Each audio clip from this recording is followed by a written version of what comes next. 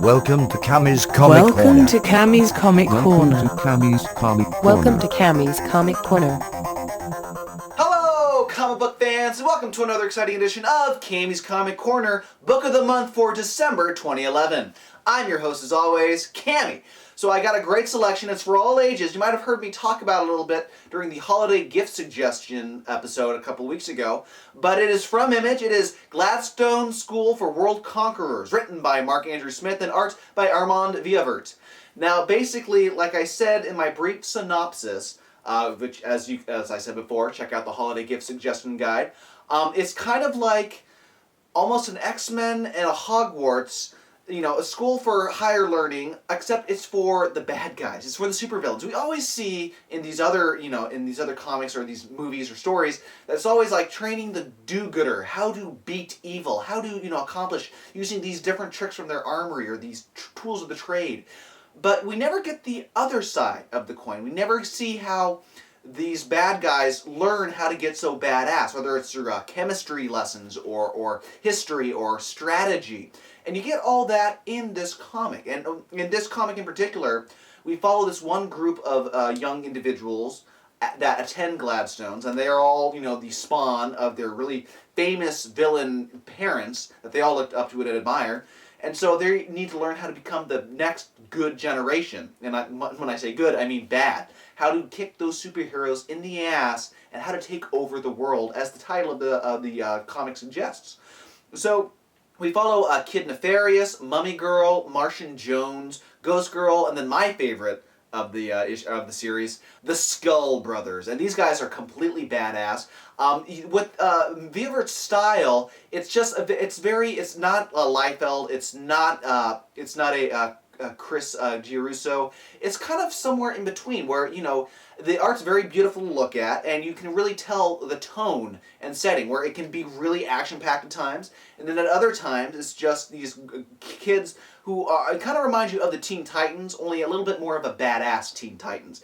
And one of the things I really enjoyed about this series was there's no continuity to worry about, because as much as we love X-Men or Teen Titans, you gotta rack your brain around who was this guy?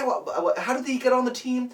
Not with this book. You get the fun, you get that reminiscent of both, any young teen book that you've been used to reading in comics. Only it's a completely new world, and that's what I really enjoy about Mark Andrew Smith creating this universe, is the attention to detail. And yes, while every character does have a history, we don't know it entirely yet.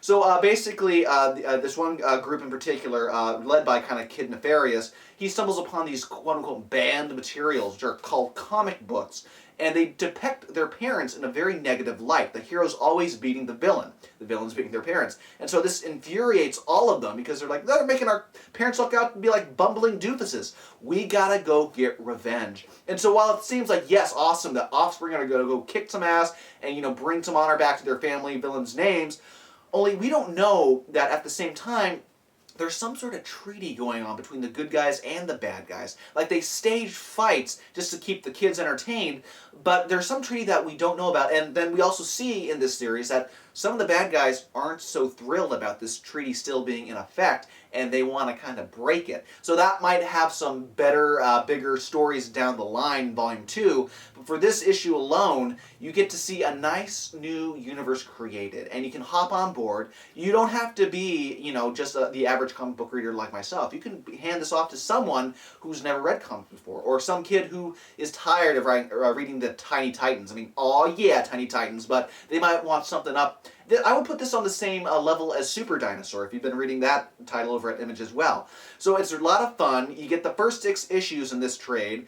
And so if you want to have a good holiday gift, or, for an upcoming birthday, or you just want to check out a new fun comic in general, I highly recommend that you check out this book in particular. If you want to hear me interview the author, Mark Andrew Smith, check out Geeky Talkie number 99. And then for more Cammy's Comic Corner goodness, including their written review of this title, check out www.cammyscomiccorner.com. Every Wednesday, you get a new Geeky Talkie audio episode.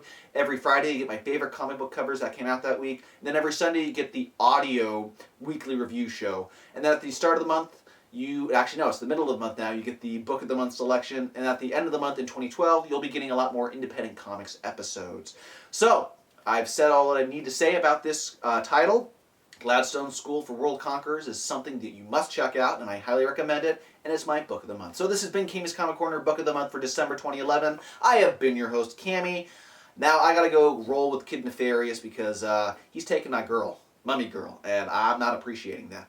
Not whatsoever. I keep her under wraps.